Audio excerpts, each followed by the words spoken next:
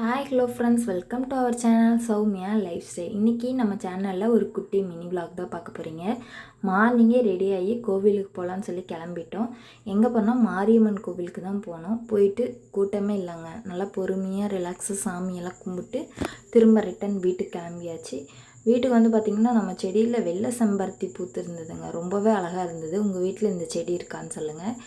இதை வந்து நம்ம சாமிக்கு வச்சுட்டு அம்மா வந்து டீ போட்டு கொடுத்தாங்க. டீ குடிச்சிட்டு பிரேக்ஃபாஸ்ட்டுக்கு சாம்பார் தான் ரெடி பண்ண போகிறேன். அதை எப்படி செய்கிறதுன்னு பார்க்கலாம் வாங்க.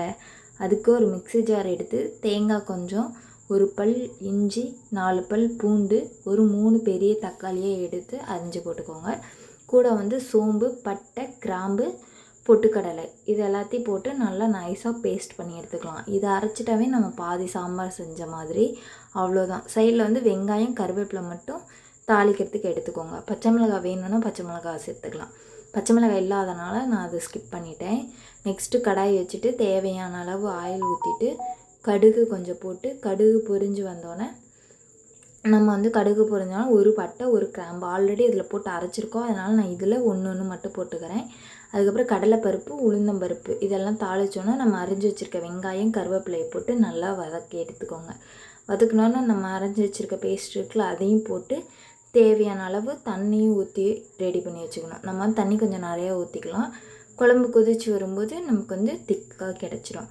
அது கூட வந்து கல்லுப்பு, மஞ்சள் தூள் கொஞ்சம், வரமிளகாய் தூள் கொஞ்சம் போட்டுக்கிட்டேன். அப்புறம் வந்து நம்ம குழம்பு மிளகாய் தூள் வீட்டில் வச்சுருப்போம்ல, அது இந்த 4ஐயும் போட்டு கொதிக்க விட்டிங்கன்னா சூப்பரான சாம்பார் ரெடி.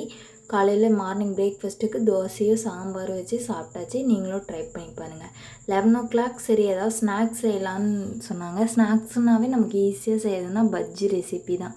ஏன்னா ஒரு 4 இன்க்ரீடியன்ட் இருந்தாவே சூப்பராக செஞ்சு முடிச்சிடலாம். அதனால சொல்லி பஜ்ஜி செய்யலான்னு சொல்லிட்டு தேவையானதெல்லாம் எடுத்து வச்சாச்சு. வாழைக்காய் இல்லை, அதனால் உருளைக்கிழங்கையும் வெங்காயத்தையும் வட்டமாக கட் பண்ணி வச்சுக்கிட்டோம்.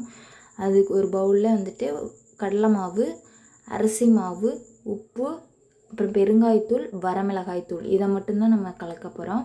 கடலை மாவு போட்டு அரிசி மாவையும் போட்டுக்கோங்க. தேவையான அளவு உப்பு போட்டுட்டு பெருங்காயத்தூள், வரமிளகாய்த்தூள் இந்த 4 பொருள் கூட வந்து ஜீரகம், ஒரு 4 ஜீரகத்தை கையில் நசுக்கி போட்டிங்கன்னா ஸ்மெல் சூப்பராக இருக்கும்.